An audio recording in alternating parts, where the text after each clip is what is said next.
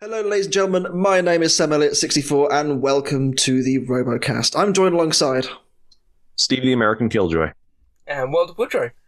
And we are joined by a guest from the round of 16 for the 13th episode of BattleBots this season. I remembered this week, Jeff. Are you proud of me? he learned how to count. I did. It took me a while, but I got there. All week. I ran out of fingers and toes eventually. Introduce yourself. Hey, I'm Aren, captain and lead of the team Seems Reasonable Robotic Tantrum. I'm pretty excited with how we're doing this year. I'm not surprised. It's been quite the turnaround from the last couple of seasons. But before I do dive into that, I do want to ask. I think I'm right in saying this. Tantrum Mark 1 was your first combat robot. Is that right? Yep. So I couldn't believe that when I heard it because I mentioned learning curve in the last episode. It's real. Yeah. Don't start with a heavyweight, kids. Like don't. Heavyweight building is ridiculously stupid, and nobody should ever do it. You just spend so much money and so much time and effort, and it's so heavy. You got to lift that thing, and yeah, but it's a lot of fun, isn't it? It is a lot of fun. It is a lot of fun.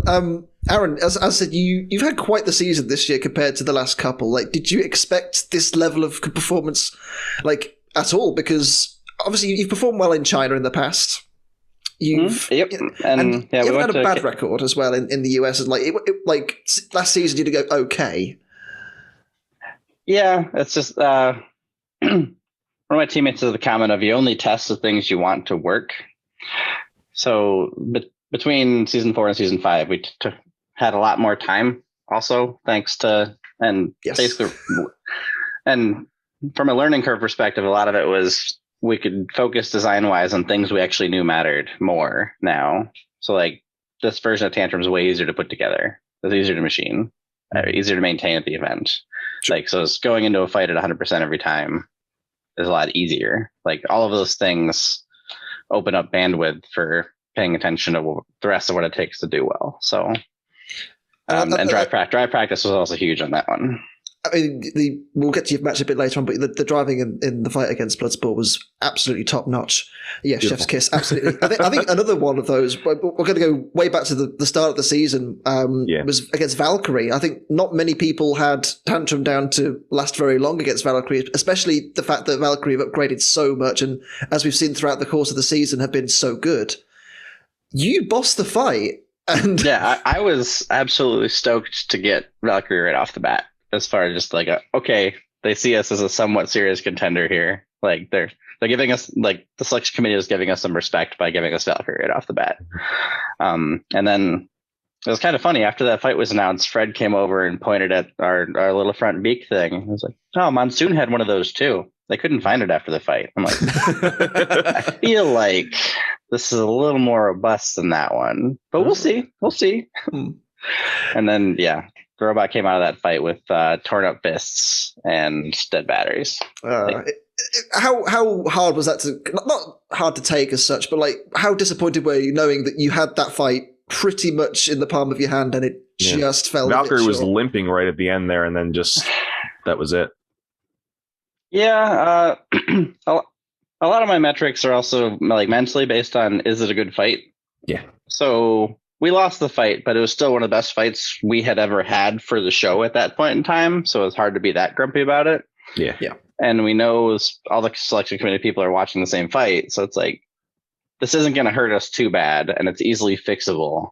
Yeah. So we weren't too strung out about it. I had a battery with a cell tank. It's like, well, what can you do? Yeah. We did all the practice on different packs that were bigger and because the weapon carriage was out and we could fit them and stuff. And then, okay, we need to do more cycles on the ones we're going into comp with. Amen. Yep. Obviously, eventually, we did end up in the round of 32. Obviously, skipping the fights up with, was it Atom 94? I think it was Atom 94 and then Gamma 9. Yeah. And then you faced something with not much power less than Valkyrie and Fusion in the round of 32. Talk us through that one, because the ending of that fight was something else. I mean, I'm sure you were petrified it was just going to burn straight through into you. Yeah. So that fight was funky. I mean, people would be like, "Oh, why didn't you use the anti-horizontal wedge in the front?" I'm like, "Well, it's shorter than Fusion's blade, so it wouldn't hit it anyway. Okay. So we'll take the tusks." Geometry-wise, that worked out. up until I drove into them when they were gyrating. Don't do that either. It's a bad idea. It might have worked out. It nearly did. Who knows? But yeah, everyone's got their different approach and direction stuff they take to using brushless tech. And Wachi landed on using a certain variety of speed controller that they're still working with the manufacturer on, so I'm not going to chuck them under the bus. Mm-hmm. We were working on spin up stuff before the event and borrowed one of said speed controller from Orion on Hijinks to try out on our weapon, and spin, poof, and it just exploded. And very enthusiastic fire everywhere. Oh, shooting out of both ends. Straight firecracker. And happily, it was outside of our robot when it did that. When we were testing spin up, so that was me going, "Yeah, we're good." Yeah. But Tantrum and Fusion both run similar class of in-runner drive motors from TP Power.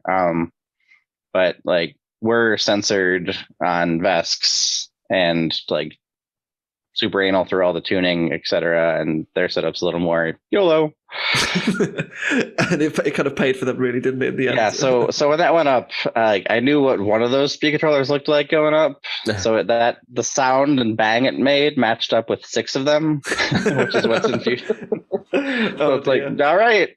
And then guess we'll take it. Our electrical system was not the happiest after having the carriage almost ripped out. And I think we also had a super arcing Wachi switch, so the robot kept resetting.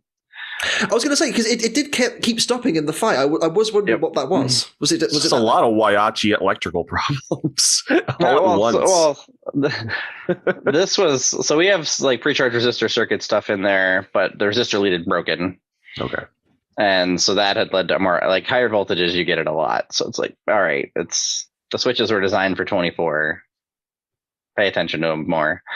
Sure. But the interesting thing, like, they did separate the robots after that fight. I'm sure you guys have seen. But it was kind of funny after that. They're like, Tantrum, show me movement. I'm like, I'm driving backwards slowly. Please count them out. Yeah. We're I need to save my baby. Please. I'm not dead yet. I mean, eventually it happened. I think, a lot of people kind of said online, "Oh, why don't they do an unstick?" I mean, do you want to grab a burning robot off another robot? You go unstick it. them editing it like that really just saved a minute of wandering around the arena with a flaming hat or a smoldering hat. Yeah, exactly. The fight was over. You'd won. Just let it go. It's just saved some time. Obviously, this week, round of 16 time. Now, if you haven't watched it already at home, now is the time to click off. Go and watch it. It's an absolute banger of an episode. Go and watch it, please. It's one of the best of BattleBots, I think, since the show's come back. I really, really think so. But we start off with a rematch from last season in SawBlaze and Witch Doctor, going the other way this time in SawBlaze's favour. These two have fought before, and Witch Doctor really had their number before, because it was a very different fight to the 2019 one. I mean, very much so. There was, I think, one moment where Witch Doctor managed to get a good bite on SawBlaze, and other than that, SawBlaze were just all over them. I've just been just had a look on Facebook, and I've seen damage pictures of Witch Doctor. Oh, good God! Yeah, went straight through the side. Slices. It was very impressive, and I think that we've commented on Jameson's driving for weeks and weeks. He just has that robot dialed in now. Like the fight against Uppercut, I think, was definitely maybe underestimating what Uppercut could do, and I think after that fight, he's taken them very seriously. I think the rest of the competition very seriously. Like, I think he kind of went into it not overconfident. I think that's the wrong word, but like he thought he could win, and I feel like now he's taken everyone just as seriously, because you get to this stage of the competition, you've done something right. Yeah, I feel like the best term for Jameson is usually prepared. Like, that thing's polished and ready. Yeah, it's a shame for Witch Doctor, because at the start of the fight, it was quite close. There was a few good hits that gave out to SawBlaze, and I thought, oh, it's just going to go the same way now. But eventually, that it just couldn't quite keep it up for the full 3 minutes, could they? One of the other differences from the 2019 fight, I would likely say, is I think the happier, flatter floor definitely played out better for SawBlaze. Yeah, I agree. I think SawBlaze has done some changing. Pete Abrahamson was saying at the start, before the fight started, that they've changed the weight distribution round inside the robots so that they have more weight at the front, so they're not popping wheelies all the time, which is something that really hindered them against Witch Doctor last year. It meant Witch Doctor could just get all under them, and last year we saw it climb all over them as well, to be fair. Yep. But I think, as many people have said in our sort of chats on the RoboCast this year, is a loss will give you more information than a win will. And I think Jameson has learnt quite a lot from fighting Witch Doctor last year. And it's gone to show because, as I said, it was a very different fight this year. Yeah, I'd say so too. Every time that Witch Doctor drove, well, except for a few times in this fight, and you can see in the previous fight that they had last year that it seemed like every time that the two robots met, SawBlaze was going through the air. Whether he met front on, side on, doesn't matter. This match, when they went front on, just about every single time, Witch Doctor was on top of SawBlaze and just getting shunted around, and then you'd have this time when it's up against the box, and you're like, that Saw's coming down. There's going to be problems, and then you get to the point where in the fight, I think Mike of Witch Doctor is just driving at SawBlaze just to hope that he's going to get underneath that front, because he's not getting around the sides of him. So he might as well just full send it and then hope he catches something, because he was not getting around the side. He did have it work okay in the Scorpios fight of intentionally just up in your face. Like, here's a big spinning thing. You got to deal with it. Oh, hey, your weapon doesn't work anymore. So I don't blame him for going for that for SawBlaze as well. Yeah. We saw quite damage that hit does. That particular one that we saw with Zach showing that gear completely like an S. Yeah. It just didn't look right anymore. I think the issue that they face against SawBlaze as well is the fact that I think SawBlaze, they just had the robot dialed in slightly more than maybe Scorpios did. I know that's kind of maybe not fair on Scorpios maybe, but the thing is that Jameson's he's looked at this fight in particular before. He's had this exact experience. He has direct intel. Exactly. Whereas with maybe Scorpios, they didn't have the information that they maybe needed until after the fight, which obviously led to them changing their fork setup on the front.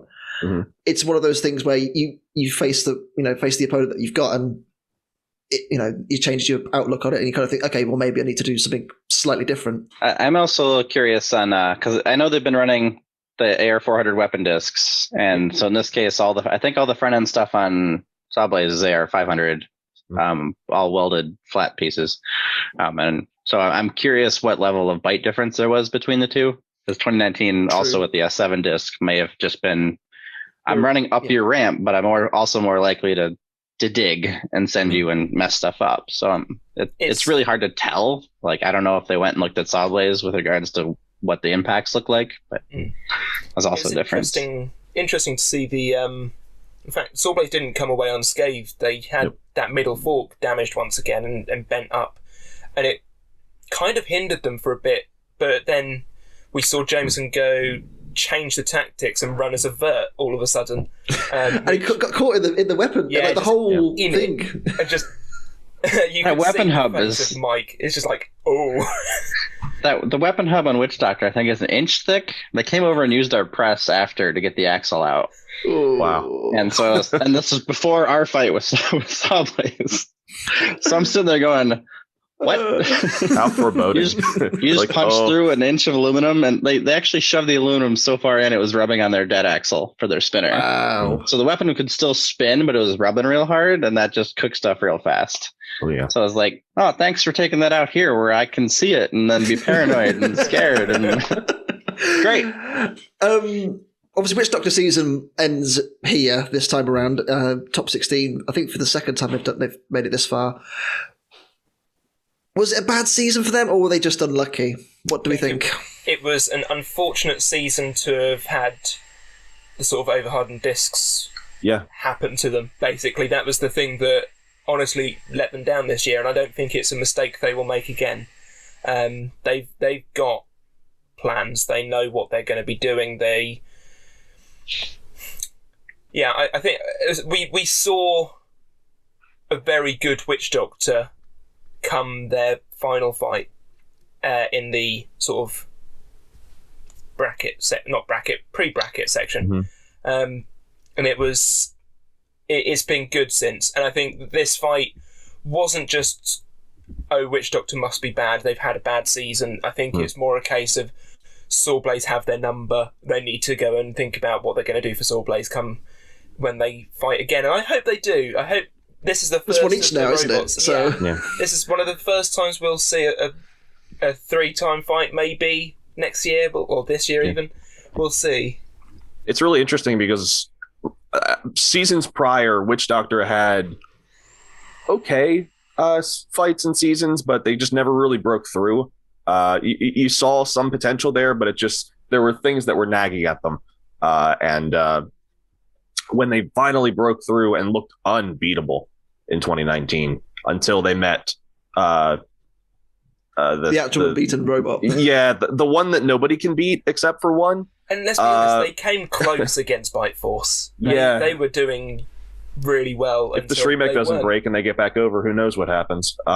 But yeah. And it was an interesting thing. So they got taken out by Bite Force, but what I refer to as a 1-2 of hit over and then hit you before you get back over. Yeah. So that second hit took out weapon motor, took out self-radar arm. It wrecked a lot of stuff. And it was interesting, if you watch Witch Doctor's fights, Mike does a lot of the similar maneuver where it's hit, I got you up in the air, and then immediately beeline to ram to go for that. Drive under, because you're weak at that point. To go for that soft bits shot, and it's one I would need to go back and pay attention to his matches before that, but I'm curious if he picked that up from the Bite Force loss.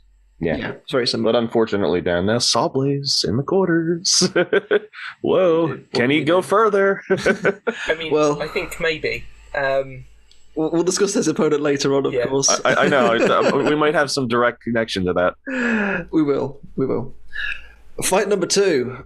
The Bracket Buster Ribbot, our Frog Overlord. Let's go. Praise. My Frog King. Cannot believe it, because this fight, within the first 5 seconds, I'm kind of thinking Uppercut's won this. It's just taken off the tire of Ribbot, and then a few seconds later, it's taken off the other tire, it's punted it into the corner. I'm thinking, it's just done. We should have learned, though, foreshadowing from the Tracer fight, it can run on 2 wheels. It can just keep going. And as well as that, Uppercut, if it loses a wheel, apparently can't keep going, which...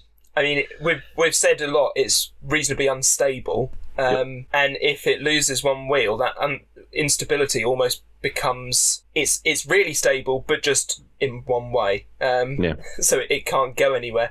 It could have almost benefited from being more unstable in that moment, just to throw itself across the box. Although it's controlled movement. I was going to say, that's what I mean. The crab walking. BattleBots rules on crabbing it's very up to the ref to make a decision whether or not you're actually moving. Is it crab walking if you throw your weapon into the floor and then bounce across the arena? I don't think it's controlled either, though, to be honest. I think the general wording is like able to move towards your opponent, of like control. Or move toward that part of the box. Can you do that? Imagine the tactics of can you move over there? Yeah, sure. Turn slightly, bounce, over it goes. I think one of the biggest instances of that so far, I think, has been Hijinks versus Slammo. Yeah, like, why aren't you counting them out? I'm like, well, they are moving towards you. Like, they're down a wheel, but they're moving towards you. Yeah, so kind of like Kraken last week when they were fighting SawBlaze, they kind of they somehow drove straight with one wheel. Credit to Ribbot. They absolutely, they did what they needed to do. They took the hits and survived, whereas Uppercut, I don't know if you know what the problem was with Aren with Uppercut, because they blew up both of their drive sprockets. Like the motor side drive sprocket, both of them exploded. So wow. I know they've already got some one-piece ones coming in and are working on upgrades, chatting with the Tory. But they were one of the most prepared teams for this season. They were ready. They didn't touch their box or their crate since like lockdown first in March last year. So, and I know like Alex lives in San Diego. Everything was up in MIT, so like some of that was forced, but. It definitely helps taking a robot, doing smaller divisions, and showing up with it again, because everything's a lot more known as opposed to questions and stuff. So like that helps a lot, and it allowed them to just focus on, hey, make this weapon spin up faster. Which it certainly did. It's a shame that we're not going to see more of Uppercut this year, because some of the hits it's given out has been spectacular. I'm just happy I beat Uppercut last year. Right. When we were both bad, but I was slightly less bad. You can always hold that over them. When next year, when you're both super good, they're going to put you as a main event. It's Hang on then. So we do Tantrum is better than Uppercut, who is better than SawBlaze. So that's how that works, right? So you've won, right? That's You're already checks out. Yeah, I'm okay with that. There is a really amazing hit after they're basically mated together, and neither of them are backing up, because I think at this point we already noticed that Uppercut's one side is completely locked up, and they're like, the pulverizer's a thing, let's use that, and then wham, and then they both go flying. It was nuts. I don't know if that did more damage to them than it did to Ribbot, because after that, Uppercut was basically history. The one thing I did like as well, like there's a bit when Ribbot's getting chewed up by Uppercut, and you can just see the front corner just slowly getting milled away by Uppercut's weapon. It's just, you can see the naked metal underneath. It's beautiful. It's just the unintentional weight saving of Ribbot for the next round. But yeah, I love things like that. It's just great to see. And they're through to the top 8. The frog boy. I can't believe it. Last year, I think a lot of us were surprised at Ribbot to start with. After they had a few fights, we were like, they're sitting at 2-2. They have a potential to be on that bubble in that win and you're in tournament. They could have been. They could have been in the round of 16 last year, and who knows how far they could have gone. I mean, they have beat Endgame in the past. Yeah, this is true. I mean, it seems surprising that they've made it so far, but Ribbot is a genuinely very good robot and very powerful. I think the undercutter setup, a lot of us thought was a bit of a risk this week, but when you look at the fight in action, made sense. Yeah, I don't know what the vert weapon could have done. head. Yeah. Well, they had better. The thing is, they had better reach in Uppercut, so there's not like it doesn't. To me, sitting here in my chair, pretending he knows what he's talking about half the time, it doesn't look like there's much that Ribbot can do with its vert, because the reach is just so much better with Uppercut, and as a result, I think going for something maybe a little bit left field that maybe Uppercut weren't. Well, they were obviously prepared for it with the plate and what have you, but maybe they didn't expect it outright. Well, this one actually had some bit of gamesmanship. Yeah, well, they showed like Mad Catter and Ribbot early in the season. They had him do a tiny bike race. Yes. This one had some back and forth of like send photos of what your config is, and then one person thinks the photo is too ambiguous but doesn't have enough context on who's running what. Which is what led to Uppercut with the little tiny beak up front, as opposed to their full anti-horizontal setup. And so I've poked around with Greg with regards to trying to add some rules and teeth and penalty to, like, you submit what your config is going to be at this time, and if you show up without it, you have to.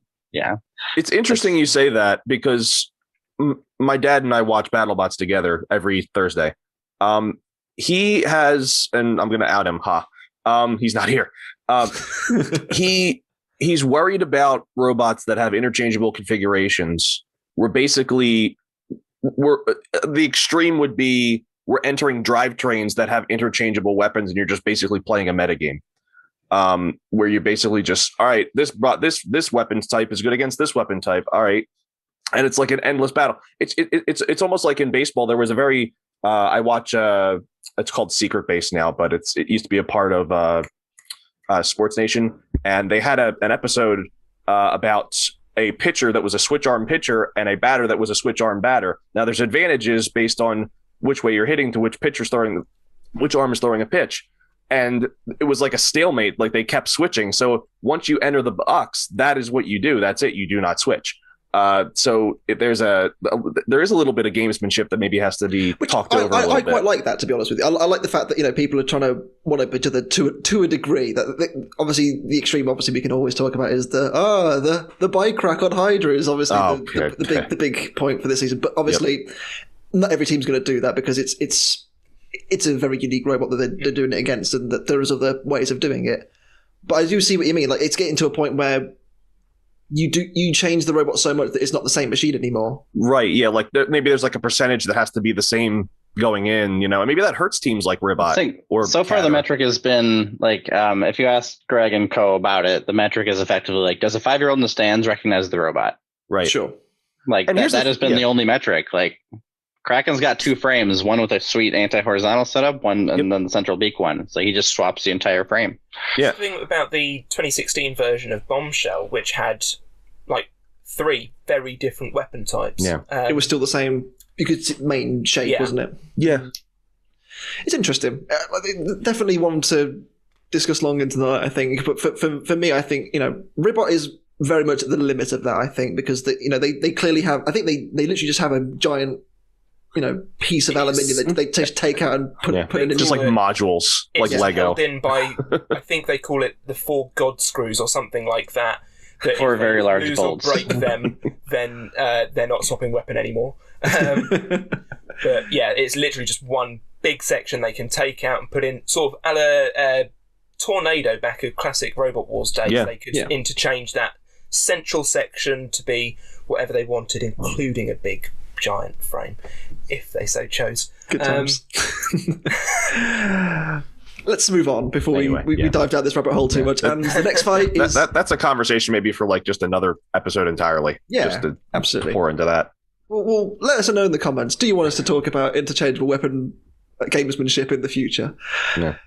Fight 3 is Tantrum and Bloodsport. Aaron, I feel like you're definitely more qualified than we 3 to talk about this one than so take it away. Talk us through the fight. Going into it, some people in this one also were like, why don't you use your anti-horizontal wedge? I'm like, again, Bloodsport hits higher than that. Bloodsport actually annoyingly hits like within the top inch of our entire outer armor hoop. So up front, we added extra chunks up top. I refer to them as gruff bars now anyway. Yep. As far as the approach of bars. Just stop the hit, just take it, make them deal with the shock too. Don't just glance it off. It was kind of funny because the Link Electric guys were there. So we took this chunk of armor out and these pieces of steel and said, hey, the team that asked for this yesterday, please copy. Just word for word. We hear this is a service that you do. This. We would like to also break things on the other guy from them hitting our face. Came back beautiful. Some of those welds were started to crack and move from some of the initial hits, but they held on. And if it's a whole bunch of steel, you don't care if it moves around a little. Yeah.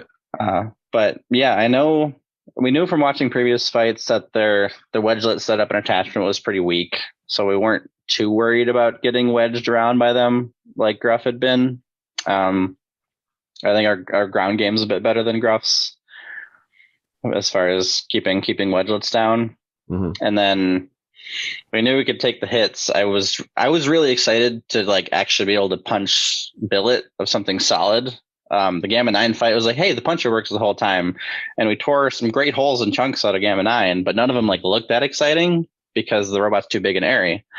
So it was, and most of our testing for the puncher setup, I've got a 55-pound block of aluminum from the Flipper Tantrum prototype frame that we launched, and I've launched that 34 feet in the air. I seem to remember a video. Was it territory? Before last so season? I know what it can do. We just haven't put anything that's solid in front of it yet, and gotten everything to really play happy. So we were stoked going in. We might get to hit something solid, and then the weapon's nope. Not today. It was like the cable got cut and it went woo, and that was it. And it was just hanging out down low. Yeah, so that speed controller after the fight was just flashing a red light at me saying boot error, blah, blah, blah. Cannot Why did you do this something. to me, Dad?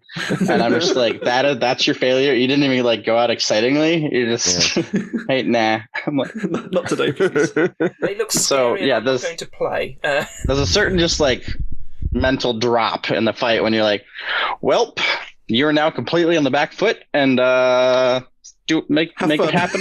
Yep. Yeah, have fun. See Make what the happens. most of the time you have, because it's going to the judges most likely. Well, and we also saw Gruff Bloodsport effectively do the same thing to Gruff. It's first hit, weapon gone. Theirs is more exciting, but control and push and go for it. From my end, as I watched the fight, there was no doubt in my mind, obviously, you won control, and for the most part, Aggressor, because Bloodsport kept running away to try and get their weapon spun up. One of those Spun three. up. And it seemed to me the more the fight went on, I think we kind of discussed this a little bit before we started recording, that, you know, the more that they hit you, the more they really started to struggle to spin up their weapon as well, because it seemed so lazy towards the end of the fight. They just could not get it to spin with any kind of ferocity. Like, how relieving was it to kind of like not have to deal with those massive hits that they've been dealing out to pretty much everyone this season? Based on the first couple of exchanges, when it was feistier, yeah. So coming out of that fight from a hit perspective, like, our carriage had floated to the front and was taking side hits on the weapon disc, but like the weapon disc still spun fine, motor inside it was fine, it still slid forward and backward fine. Like, we swapped a speed controller, and okay, so I've chatted some with Justin. They're pretty sure speed controller, I think they're like thermal throttling problems or something weird that they can't quite get a handle on. And seeing some of the hits they dished out on some others, like, I'm inclined to believe it. I've seen them post in a few places as far as, we were having speed controller problems. I just make sure to chime in. We were also having speed controller problems. Sure. But yeah, it's like getting hit less hard is good, because every one of those, you harden as much as you want on the inside, but there's a whole lot of shock to handle. Yeah. But the shock mounted armor setup we have worked great. I've had a few people contact me going, "Hey, how do you do that again?" Must be quite flattering when your opposition are asking, asking yourself to what are you doing, you know? Mm-hmm. Tantrum has always been the sort of the little bot that could. I mean, you guys faced Tombstone in 2018 to prove how tough Tantrum is. Mm-hmm. So, you know, going into this fight, me personally, I felt that you had an advantage on that point, that even if all the weapon goes down, you can still take the hits, and you can take them well and just get on with it. We got really lucky to have that. So I think we mainly got that fight because Ray had heard I said, if you take a fist off, you get to keep it. And he wanted one. And he did it. So that.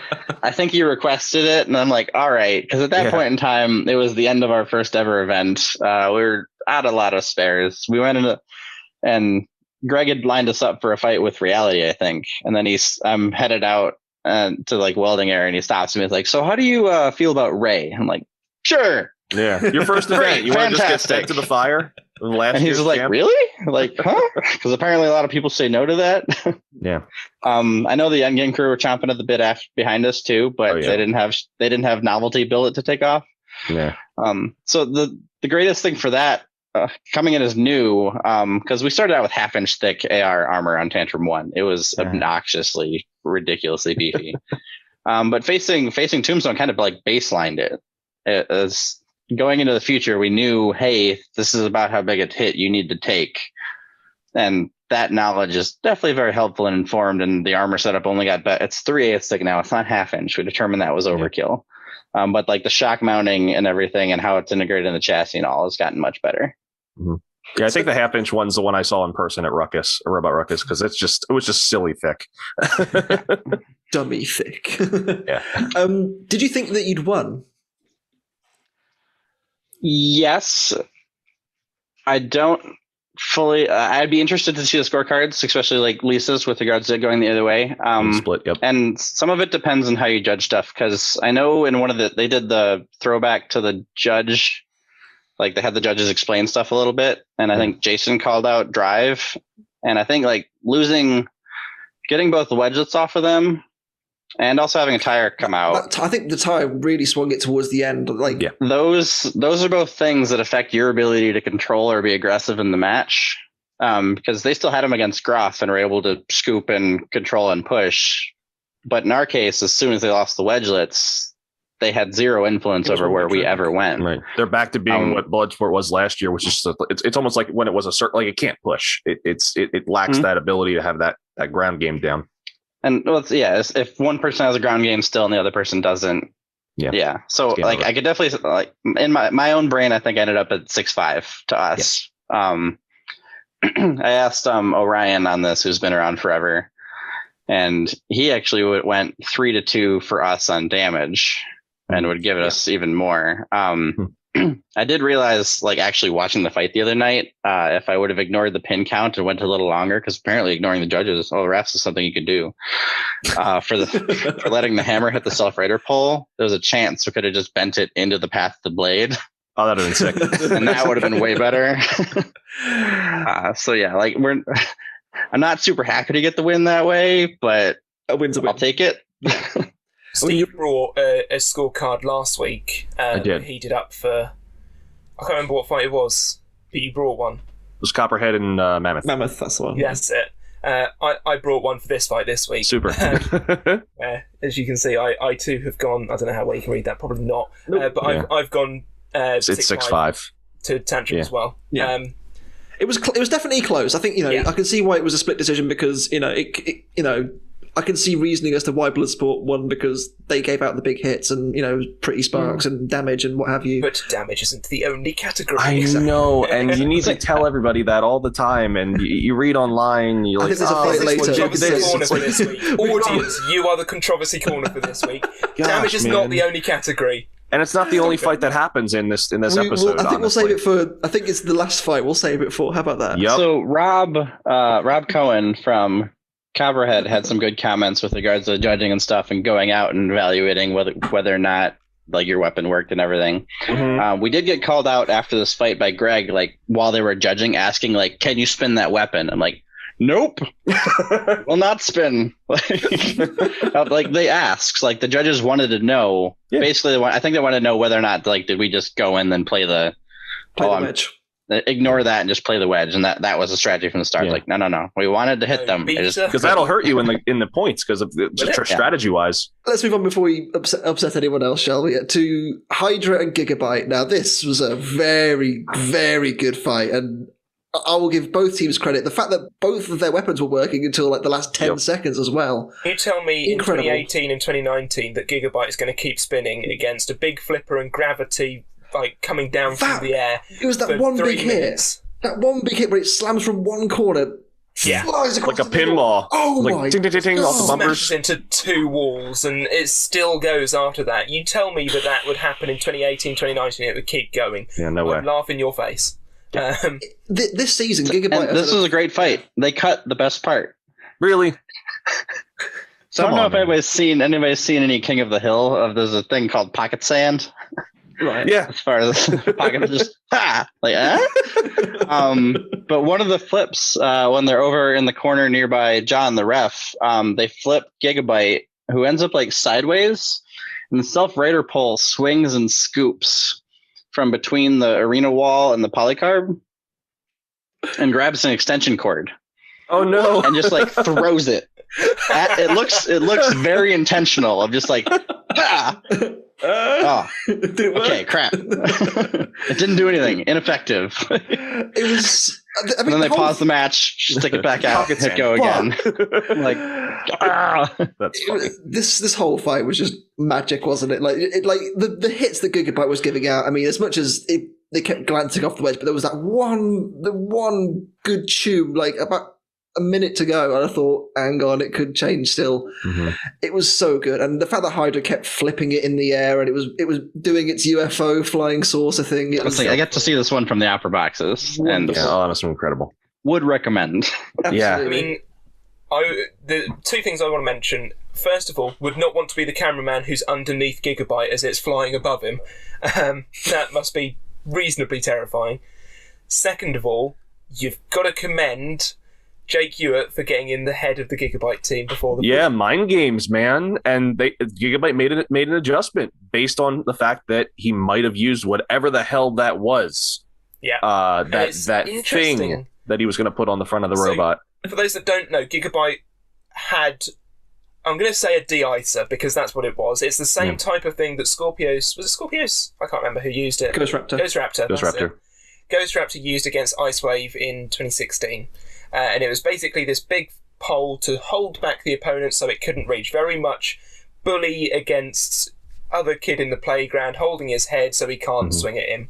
Basically. And they made that in the pits, and they were they had it out and around. Suggesting, weren't Yeah. But a few days before that, apparently, Hydra had just been testing out the big front wedge to see how big a spinner they could go up against without taking sort of major damage, without having the front ripped off. Not knowing that they would fight Gigabyte, the robot they put up against it for reference was Gigabyte. So the two sort of configurations were there. They were already 3 days in advance of the tournament even starting. So yeah, those two were pitted nearby each other, so they were neighbors too. So it's like rolling back, like, yeah, all right, thumbs up. Yeah. That and Gigabyte, they didn't do. I think you can kind of tell during the intro they were. If anybody has ever seen Gigabyte's like anti-wedge configuration, there's a set of that comes out and then has a small wedge that leads up into the Gigabyte shell. I think they've ran it once or twice in China and tried it, but never had too much luck. They were threatening that back at Hydra, so it was very much I didn't back know and that forth they'd game. even brought that with them. That's interesting. Makes sense now, though, doesn't it? Yeah, they had like the like cardboard looking safety guard thing in front of the Gigabyte on the cart, so it looked like something could be in there, and it was like, nope, nothing's there. So they're both trying to go for it. I've really enjoyed this part of this season though. Like the gamesmanship in between. Like, you know, we spoke to Matt Spurk earlier in the season. You know, he's saying about, you know, he thought about, you know, taking the bike rack from Hydra and walking it past the huge pit just to make them think maybe we're going to do this. You never know. It's been good. And another thing that's been good this season has been Gigabyte. They've been honestly excellent. Like, apart from that first fight with Copperhead, they have not put a foot wrong. And the only reason that fight went quite as badly So is badly, from damage from last year. As soon as they fixed the damage from last year. If you believe them. Well, as soon as they'd fixed that, they have been formidable. And as I've said now multiple times, this is the sort of Gigabyte we see as Megabyte in China. Yeah. Because Megabyte really tears up the competition. It's scary. And, it is really scary. It's a shame we haven't got to see that side of Gigabyte until now. And, I mean, I think I'd be happy to go out in a fight like this. Yeah.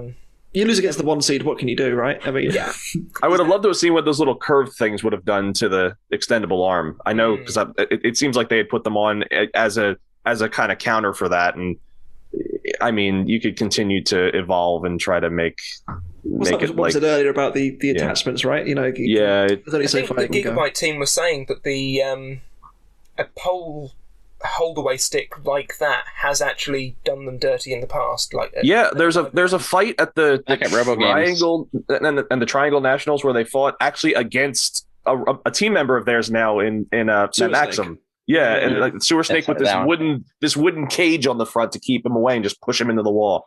And I know there's other instances that I can't remember, but that's the main one, isn't it? Like there was pictures going around of them, you know, fighting Sewer Snake, and the video. I think there's a video somewhere. Yeah, and Sewer Snake ends up on the wrong side of it, so it didn't work in the end. But it is worth noting that all of these attachments sometimes do go wrong. One I can think of is on the UK live scene where Ripper added a big deck chair to it to try and fight Gabriel, and Gabriel just caved it in. Sometimes these plans don't work out, but sometimes but if you don't try, you don't know, right? Yeah, I guess so. That's the way it goes sometimes. Fight number 5 is Black Dragon and Tombstone. It's a shame. It's a shame for Ray, but in the result that we got, it does mean we are going to have an all new BattleBots champion. No, that is true. That's a good point you make. Like, we won't have a repeat, so it'll be a completely new modern BattleBots champion. Yeah, we're finally out of that rut, right? This is until, of course, Bite Force swoops in the final with the briefcase. Oh no! Here comes Bite Force with a chair. It's like looking at this this fight card. You look at it and you go like, all right, that's going to be one of the best fights of the night. And then it's like, surprise! No, it was Robot versus Uppercut. Yeah, it was a very Tombstone and Black Dragon went to a pushing fight. Yeah, which Tombstone's never going to win. It just doesn't have that. It's all offense and no push, no defense. I remember seeing somewhere offense. Today, like, what went wrong for Tombstone. I believe a wire pulled out. Yeah, that was literally just as simple as that.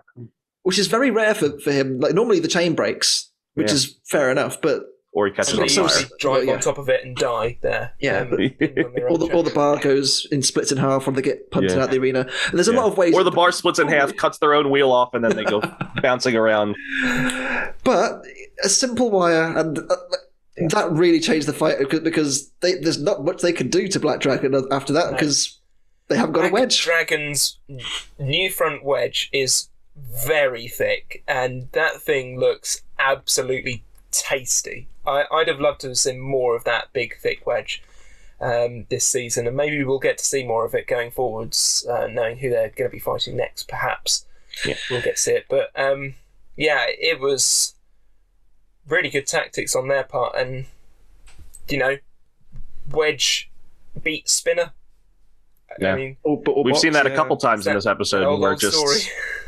I mean we saw it with you, Aaron, in your fight with Bloodsport, with the whole just keep throwing that wedge into the other robot and hope something breaks, and that's the idea. Limited options, get them in front of the hitty bits. Yeah, like I did also. The screws are not my friend. I haven't got stuck in them, but they don't help me out. Yeah, you could toaster yourself if you're not careful. I'm more like I got Bloodsport into one set of screws, not taken. Other set of screws, still won't lift them up. Just couldn't get a bite on it. That's so frustrating during fights. That's a whole different problem.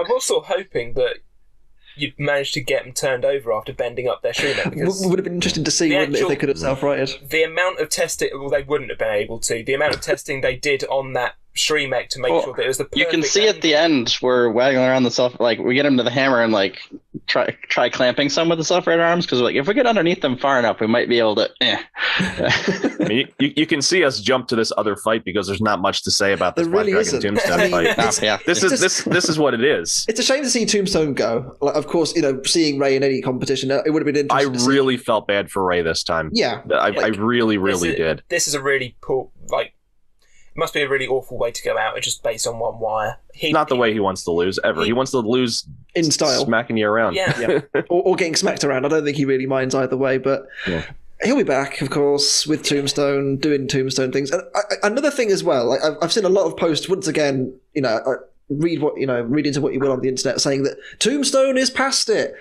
I think that there's actually another great post that was put up by Tim Rackley, or Tim Rackers, from the Ragnarok and Monsoon teams. It was just perfect. Comparing it to a T-Rex, in a sense that, yes, you have tanks today, and tanks will kill a T-Rex, but I don't want to fight a T-Rex myself. I'd rather avoid that. It's not worth it. I don't have a tank, so I'm not going to. Tombstone, okay, yes, maybe it isn't the darling of the field that it once was. I think that's fair enough to say. They've lost 3 times this season, all against very good opposition, admittedly, but they've lost 3 times. And a lot of it, like, Tombstone's really good because he's been building that same robot for, 20 years now or something like that. And, like, you hone and optimize things. But I think what's happening lately is other people are active enough to be honing and optimizing to get to where they can handle some of that. So people it's like armor's getting better. Tombstone. I've seen a lot of people online start designing Tombstone with wheel guards. And can I just say that every time somebody does it, it looks even more cursed than the last. The thing is, as well, the whole point with Tombstone, and we saw it in this fight, was that Ray loves to bait you with bits of his robot. Look, I've got big exposed wheels. Oh, why don't you come and attack them? Oh, look, I've got my bottom shaking at you. Oh, why don't you come and... I'm going to spin round now and hit you. He tried the Ray tactics in this fight, and the Black Dragon team you just saw go, Nope, not having it. Not having it. I'm not buying what you're selling. I think another thing as well is, Aaron, you kind of alluded to it a little bit, like, Ray has been building this robot for so long and has been hitting people so hard for so long. People have adapted specifically for Tombstone. We saw it, Bombshell was completely designed for Tombstone in 2018. Let's be honest, it was the only robot it was designed to fight. But that's the point. The thing is, it's still, that was with Tombstone in mind. And people have Tombstone set up specifically because it hits so hard, and you have to have a setup for it, because if you don't, you will lose.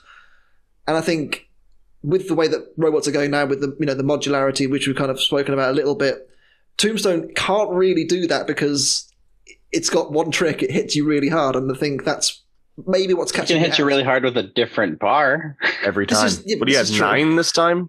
Just a stupid amount of bars this time. This is really interesting. Prepared for everything. He didn't use the sort of cutting bars. No, he uses, or he said it somewhere, I can't remember where, but he likes to use the sharper bars to hit wedges because it cuts into the wedge and he can then get a bite wherever. And he didn't go with that in this one, which I found interesting. I think he went for the heavier one, didn't he? I can't remember. The bludgeoning blade. One of those things, but credit to Black Dragon, they drove the perfect fight and absolutely deserve their place in the next round. And I'm excited to see how they fare with Ribbot, because that could be very interesting depending on which setup Ribbot goes for as well. I want to see Gabriel tell us to smile again. I want to see him win again. But I mean, it's going to be interesting with this fight coming up against Ribbot. I really don't know what to make of it, because I mean, it's two kind of unknown. Ribbot can't do what they. Really? I don't know. I don't know. It depends on what we can expect. I don't know if Ribbot can do the same thing they did to beat Uppercut against Black Dragon. I mean, they can run that undercutter and run up it and hope something breaks, but I don't know. There's a lot less catch points. Potentially using the vert and fork setup against Black Dragon and going end game tactics at them from before. And that one might end up being another modular undercutter. Vertical, oh my gosh! And Black Dragon has so many front wedges. Big wedge. They have so many wedges. I'm excited to see how that one pans out. I think that's probably the most exciting quadrant now. Like the fact that they're two kind of left field choices, if you like. No, they're both kind of left field, right? They're both. Yeah, I'm going to stop digging. I'm just taking a cheap shot. Let's move on quickly before we lose Aren here, and go to a fight which we had literally 3 weeks ago in Whiplash and Valkyrie. And if you saw our comments for that fight, just play them again, because But the thing I really liked about Tantrum versus Bloodsport. To go back to that fight, we've got nothing else to say. No, I mean, another driving exhibition by Matt. Valkyrie's weapon kept going for the good proportion of the fight, Far longer. Over 2 minutes, at least. And there was just some great lifts, and standout moment was hovering Valkyrie. That was so magic. Just the gyro stabilized dinner platter, like it was beautiful. I thought for a second it was going to go out the arena. Like I thought it was close, but maybe a little bit further down. To make a meme of it and just do Thanos and perfectly balance as all things should be. So we have our like equivalents to like a hand of God, where it's just like boink, and it's just like, just like, I got you now, right under the chin.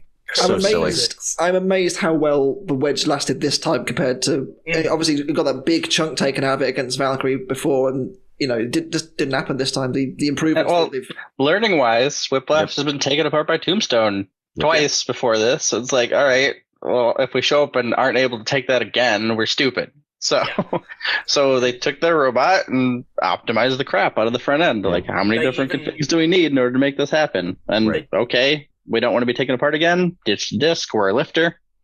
Beef. Like, okay. Yeah. So it's everyone's evolving. Yeah, definitely. Some optimization on from their last fight against Valkyrie, even with their setup, and they had the two lips to stop the. That worked great. Also, you're not going to know this as a podcast audience, but all of us literally did lips as the same exact sign. Like, I'm going to keep this bit in. Someone asked me last week to put more video bits, and I'm going to put that bit in. Yeah, in time. There's not much to say about this fight, is there really? Because it was a repeat of the fight before. I mean, the driving was excellent. So hoping he would get the out of the arena. Yeah, he got a couple good lifts inside of the disc, inside the weight savings of the disc. So I think you can actually see him there going, "That's not actually good." Like he's like, "Do I go for the suplex? No, I'll probably just get tangled up." And it's like, set down. I'm like, oh. I've gotten my points. Bye. I mean, that's sensible on his part, because if he smart and sensible. Yeah, if he does win, then he's got a. Maybe. Matt, take more risks, God, honestly. Especially at the top 8 stage. Dear I know. Honestly. He's going to have to take some risks in the next round, honestly. Well, this is it. Hydra. What do? They apparently have an attachment. Funny that. To know what it is. I don't buy it. I think he's bluffing. I think he's trying to get into Jake's head. Yeah. If he comes in with just Minotaur. We borrowed this off some friends. Just paints it black and yellow. It should be an interesting fight, that one. I mean, Hydra's been, for the most part, very well controlled this season, and we've spoken about Matt all season about how well he's driving. It could be BattleBots has spoken a lot about him, and it's kind of getting tiring. Yeah. but His brain's wired different. I know. He actually has a one-to-one far. interface where the brain controls the robot, and that's how it works. So he outputs PPM signals to a to a module. Totally. Mm-hmm. This is full Galaxy Brain Matt Vasquez now. Oh dear. Let's move on before we get into more trouble. Now, Mammoth versus Shatter. Who had this down as a top 16 fight? Come on, hands up. I mean, let's see. Excellent, wasn't it? I mean, yeah. This was another close fight, and at this stage, first of all, Mammoth, you don't expect to be having close fights in the top 16. Like, it went to a judge's decision. It goes to the judges a lot. Through to the round of 8. Can you imagine Mammoth in the round of 8? How many angry people on the internet there would be? Oh, I would have loved it. Made it to the round of 8. It's just wonderful. This whole fight was like it was so stupid. I mean, the first fling where Shatter just goes flying across the arena was like, absolutely. Yes, come on. That's the negative of Mechanism wheels. You're basically pushing a shopping trolley. You know, like it's just like woo. In this case, it's mechanism wheels with a claimed 1,000-ish pounds of magnetic downforce. Okay, so there you go. But still, that makes Mammoth even more. It's interesting to compare. Mammoth's fight last week against Lockjaw. Oh, sorry, Shatter's fight against Lockjaw. Okay. Where they never really got hit by the vertical because they couldn't. Like Lockjaw could not wedge them off the floor. Yeah. Turns out if you take this big spinny thing with a lot of torque, just flail it at it and catch something, you can rip it off the floor. It was wonderful. But when it's on flat ground, it's more evenly matched than you think. But as soon as they pop them up, send them anywhere. It was the wonderful thing in this fight where we got to see Shatter start pushing sideways. That was brilliant. And so you just see the visible anger of Ricky Williams going, "This thing's so difficult." I think the thing as well was, I think Shatter, I don't think they underestimated Mammoth, but I think they were very liberal with their hammer usage. And I think them firing their hammer kind of did lift them off the floor just enough for Mammoth to kind of get under them enough time. Capitalize them. Exactly. And even when the weapon went for Mammoth, like they still struggled to kind of maneuver around this. It became a smother bot, basically. Yeah, one of the judges would be very happy about that, Lisa. It's just basically just like surround your robot with another robot and just move it around the arena. Exactly. That's what I mean. Mammoth turned into Tenemushi without the shell, where it just kind of grabs, it just moves you around the arena, and you can't do anything. It just so happened that Shatter fit perfectly between the two poles as well at the front. It was a great fight. I mean, this is like I love my weird robots, and both of them kind of don't fit the general mold of BattleBots. You know, they don't have 4 conventional wheels. They don't have a vertical spinner. They are very, very abstract. Yes, okay, Shatter's been refined over many years of development, and Mammoth, to a degree as well, has had work put into it and, is now much more competitive than it maybe has any right being. But it was a great fight, and either would have been worthy of a top 8 finish. The fact that it went to a split decision, I would have been happy either way. It wouldn't have been. I mean, honestly, it's not. That fight was so hard to judge. You have Shatter just flailing around trying to catch anything. It did catch that cause damage. It did. That's the thing, and that chain breaking off definitely. I still haven't seen the moment where. At what point in that arc does it hit? It went slam, and then there was just some sort of delayed reaction where the chain then went. Yeah. Oh, okay. Yeah. And then, of course, having watched that replay back, it's funny you say that. I really can't see where it hits the chain. The chain does look very loose throughout. I don't know whether I'm assuming that's an intentional thing for I think they've claimed it stretches like 2 inches per fight. Oh wow! From the they have I think it's an ME909 Tombstone's weapon motor is what's chained to. So it's lower RPM and stuff, but it's a hell of a lot of torque. Yeah, and the wheel pops off at the end. But it happened after the buzzer. It did happen just after the buzzer, but it's that lasting impression with the judges. Yeah. I'm interested to see if they judged that bit of damage, because technically speaking, they shouldn't have done. But no, they I feel like they would have done. But either way, I mean, Shatter's very worthy. To be in the top 8, and I think Hammerbot in the top 8. The last time that happened, it didn't end well. Well, then again, they're not fighting Tombstone. No, but we'll discuss their opponent in a minute. But I mean, something that beat Tombstone. Yeah, well, Shatter was pretty spectacular, and I think again, as a result of their hard work, last season they had a good season. They won 2 fights and what have you. But this season they've turned up and they've really turned a corner, I think. And there's not been a fight where I've thought they've been dominated at all. They won 2 fights in the preseason. They lost a close fight with Malice. It's. So yeah, I'm not usually a Hammerbot fan, but I've been having fun watching Shatter matches. Yeah, absolutely. It's been great to watch this season, and hopefully we get to see more of Mammoth. I think they are in one of the Bounty Hunters episodes as well, so we'll have more to talk about Mammoth, which is great. Mm-hmm. And our final Here it fight. comes. Our final fight. Endgame and Rotator. Brace The fight yourselves, of 3 everyone. acts. See corner. Yeah. This really was 3 1-minute fights all stitched together, where it was just 3 different phases of you have Endgame just all over Rotator, and then the weapon dies, and then it's Rotator all over Endgame, and then Rotator's weapon dies, and then it's Endgame being a very good push bot. Yeah. So, I don't know, man. This one is one of those where, again, I understand the split decision completely. I feel like it, quite rightly did go to a decision, and I think you have to look at it in the sense that I think a lot of people forgot that Endgame did all that damage at the start to Rotator, because I know Rotator's weapon lasted longer, and that's kind of lasting throughout. You see Endgame's weapon not moving and them taking hit after hit on that front, which is called bending upwards and what have you. But Endgame did give out some really big hits at the start, and I think that, and they did eventually break Rotator's weapon with their face. Mm-hmm. So should that not be counted in Endgame's favor? On first watch, I thought Rotator won the fight, and I watched it back again. Yeah, and I still thought Rotator won the fight, and then I watched it back again. And then I kind of thought, well, actually, yeah, you're right. Endgame did dish out all those hits at the start. It is so close, and I wouldn't have wanted to be a judge for this one because it was just so. This difficult. does show you how hard it is to be a judge, honestly, because you get one try, one view of that fight, and you just said you had to watch it 3 times to be like, all right, Endgame won. They had to do it once. I mean, I don't know how much replay they're able to watch at all. I know they have their screens in front of them, but I don't know how much. Not long enough. There's not enough time to really dig in. You watch that fight live. That's what you have. You got to just go with what you saw.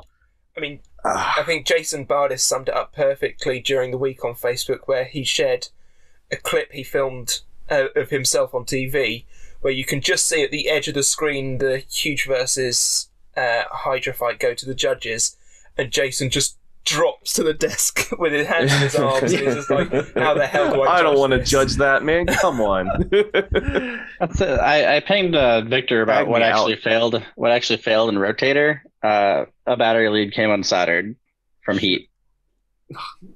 And apparently he resoldered those packs and then went on. And it was fine. I was like, all right. So the damage was I was trying too hard with my weapon. Like, all right. You can't win, can you? I do feel very bad for Victor this season because he has had such a rough run. Obviously we've spoken briefly about the beta fight, of course. Took that absolute pasting from Valkyrie for 3 minutes. Mm-hmm. Yes, okay, he won against Big Deal. Yes, okay, he won against Jackpot as well. Another decision. So for those that haven't watched Bounty Hunters, there's a running theme throughout where Victor says, I can't let it go to a decision because he, clearly was, I think, hurt by not getting these decisions because, he wants to win, clearly. Obviously, everyone wants to win. But I feel like he thought that he'd done enough in this fight, and I think that on another day, he probably would have done, but it's just one of those things where, understandably, Endgame gets the win, but I can see the counter-argument that Rotator, for the most part of the fight, was the one on top. But that's not the way it goes sometimes. Yeah. Endgame really did cave in that side panel really hard, and that there's plenty of hits that they get that just it's just having watched it back a couple times now, I can see why they went that way. So it's past that point. It gives Endgame a route to the top 8 to face Shatter, which again is another interesting one. Shatter's going to have their work cut out, I think, but we'll see. We'll see. I think as well, before we wrap up, I do want to, testament to the quality of all of the robots in this round of 16 is that 6 of the 8 fights, 7 if you count the Witch Doctor SawBlaze fight going 2 minutes 59 seconds, 6 went 3 minutes. 3 of the fights were split decisions, and there was only one, out and out knockout, and that robot was winning its fight until it died. Yeah. So the quality of the field in general, you can say, teams couldn't turn up because of, restrictions and what have you. The top 16 this year put on a really good show. Obviously not just yourself, Aaron, but every other team included has to have an enormous amount of credit for putting together some phenomenal machines this year. It was so close. Like half of them were on a knife edge throughout as well. So thank you. I'm kind of hoping the production side of it goes, hey, if we give people more time, the robots show up or better. Okay. How about that? We'll see if that happens. My hopes are low. Well, the thing is, they usually film BattleBots during spring break. Not far away from now. That's what I mean. Yeah, so that's the thing. It's with the way that this tournament was held. It's like you gotta like slowly get back to that point now. Sure. Where like it was held in October, so probably who knows when they'll hold it now. That information hasn't been reached. I've got a teammate of mine who lives in Michigan so. There's a fair amount of people who race silly tiny go-karts and then also do BattleBots. Yes. And there's decent overlap there. So I've got a bunch of friends in Michigan who I've raced silly go-karts with. They're power wheels. But my teammate Jason's out there, so they're applying for next year. And I'm just watching all the things come in. I've had a few people ping, and as far as going a college team or two, as far as letting me review stuff or wanting me to review stuff, I'm like, all right. But it's always interesting seeing who pops up with what questions, because like First Robotics people will pop up and be like, is Swerve good for making us stand out? I'm like, it's probably not going to work, and they don't really seem to care. So yeah, I wouldn't, but whatever. Like every FRC robot with Swerve drive, it's like, yeah, that'll work. Mm-hmm. That'll work well in a box. I have built many of those, and am an FRC kid, and there's a couple on the market being sold right now that are based off of my concept. So like, I am one of the biggest Swerve lovers out there. Yeah. It doesn't exist for BattleBots yet. No. Like, I mean, watching Shatter do some fun moves is like, all right, there's some potential there, but it's a heck of a dev project to do that and make it survive. Definitely. Yeah, absolutely. That does bring us to the end of the round of 16. Obviously, Aaron, you're back again next week for more against SawBlaze. Yeah. How do you rate your chances? We can't discuss the fight too much. We've talked about the other 3 fights. We haven't really touched yours yet. Yeah. How did you feel going into it, at least? I'll say estimate going into it was, I think I was giving us like a 30% chance of victory. Sure. Like that's about where my head was at going into the fight. I've heard people say like, oh, SawBlaze is going to get to the juicy bits on top. I'm like, to be fair, the juicy bits in normal state are 1/4-inch AR plate. Witch Doctor's 1/4-inch aluminum. And then maybe another layer of that. And that's a very different story. So it's like, all right, we'll see what dies. Like, if he dies, he dies. Yeah, well, it's okay. And then, I suppose I can cover, I still got to do my recap video for this, for the previous fight. But going into it, the preparations going into the SawBlaze fight, the preparations we're making, we have the top shoulders of the robot are 1/4-inch AR plate. We also had a set of 3/16 ones that were lighter. So we actually cut apart the 3/16 ones and welded them on top of the 1/4-inch ones. So here's 7/16 of AR 400. Like, Saw's been doing good, but it's a lot of steel. It's a lot to go through to get to the good stuff. So I'm after seeing what it did to Whiplash and Witch Doctor, we definitely did not want to underestimate Mr. Angry Saw coming from above. So yeah.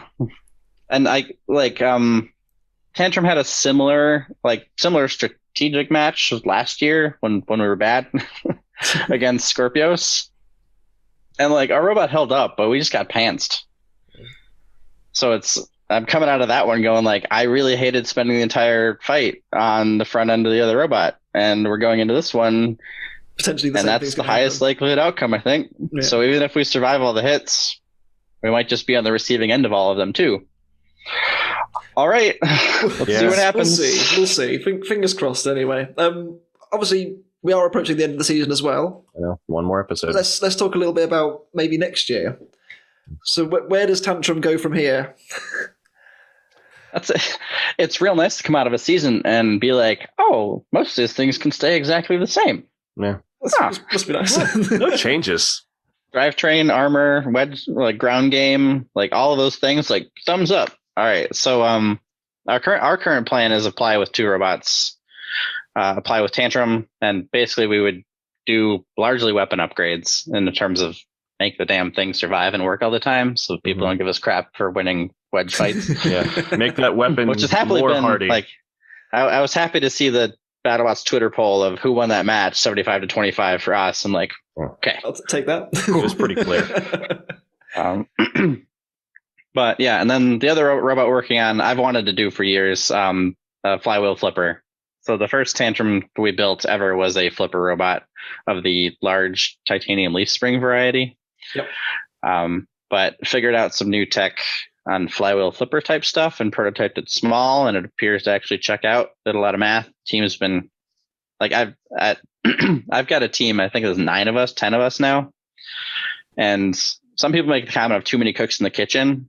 My kitchen's full of chefs. Yeah, very talented chefs. Yes, and with how cameras work and how the internet works, it's harder to give them credit for things, but I try when I can. Good team. So we've been making a lot of progress, and like right now we're in the middle of fabrication of the weapon module for the flipper robot, and they look very familial. Like if you set Tantrum, and it's not called Moonshot is the name for it. Okay. If you set them next to each other, you're like, same people built those. You can see the family resemblance. The lineage is there. Oh, we're gonna have to make another chart, Jevin, of lineage of Tantrum robots. So that's the thing, and we're setting the ambitious goal of goal number 1 is make someone hit the ceiling. Goal number 2 is do well. But energy wise, which would you rather first? if we make someone hit the ceiling, it's Season over, done. Good. Like, I'm waiting for everybody involved with the bingo that we've been playing this year, waiting for them to be writing, Robot hits the ceiling in next year's one. It's yet to happen this year, and I have it twice on my bloody bingo card. I am... Oh, you don't... Yeah, so I know Hydra's gunning for it, because nobody has made an opponent legitimately hit the ceiling. They've made parts of them hit the ceiling, but the robot has not been against the ceiling. That's your aim. Beat them to it. So our aim is that energy, for reference, Hydra and Bronco are both around the 5.5 to 6 kilojoule territory. Mm-hmm. And which just sounds funny when you think like, oh, Tombstone had 100. Like, it's still a stupid amount of energy to put into a flipper. Yeah. So our current plan, the flywheel will have 21 kilojoules at full tilt, and we're going to try using half of that per flip. Oh, yeah, cool. So the goal is to put 11 or roughly double Hydra and Bronco into it. We still have plenty of time for all of this to explode in our faces. Double Hydra.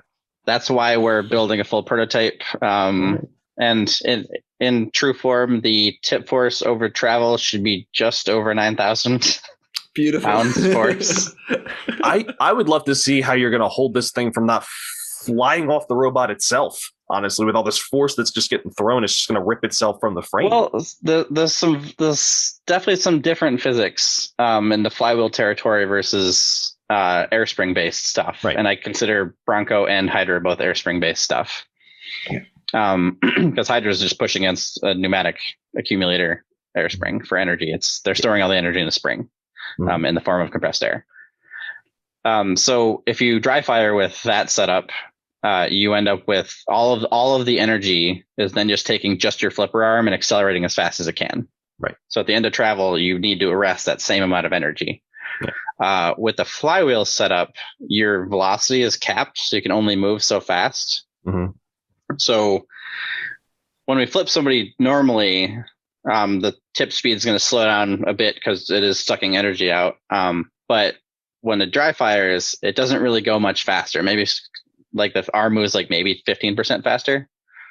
So at that point in time, you have this 20-pound flipper arm, and it's moving at a much more reasonable rate. And it's like, oh, that's actually a lot easier to stop. Great. There's all sorts of other things that make it more complicated, but yeah. It should be the most well-armored flipper that's been made in a while. Like, Yeah. It's real dense. Like, I Yeah. think you've shared some test footage before of a Beetleweight version, haven't you? And I think like that was just amazing to watch that kind of flip things around. And if that can scale up to the level that you're saying, I did some scoping of like, what's the height of the average Beetleweight arena? Oh, it's about 4 feet. I'm like, I can great, tell you, I've been stuck on the roof before. Trust me, I can tell you. I'm like, great. I just launched the D2 kit 7.5 feet in the air. Thumbs up. It's we got high hopes for that one. That's yeah. where a lot of the focus is going to be. You're then looking at what damage the roof is going to do to your robot. It's crazy. I think it's what. and then the all full the way up and then all the way Yeah. down again. Is BattleBots going to have to put hazards on the roof so that if something hits the roof, it actually, like a giant fan. Yeah, we're. Yeah, I'm exciting. definitely been like all this math works out and the little one works out, so I'm going to count the chicken before it hatches. But we got work to do and testing to do, but we're feeling pretty good about it. It's all very exciting. I can't wait to see it. Hopefully, fingers crossed, we get to see that later this year. But that's pretty much wrapped things up very nicely. Aren, thank you so much for your time. It's been a pleasure talking to you, and I say best of luck with the two new machines. Hopefully, as I said, we can see them both later on in 2021, the world permitting. But and hopefully the one that's going right now keeps on chucking. We'll see. Yeah, absolutely. We've obviously got a couple more rounds for you to go yet, but we'll see. With that said, thanks for having me. I will bicker about robots indefinitely. So cool. More than welcome to good to cut off now. With that said, I've been Sam Elliott 64. I've been Steve the American Killjoy. I have been Walter Woodrow. I'm Aaron. And the three of us will see you next week for the final episode of BattleBots 2020.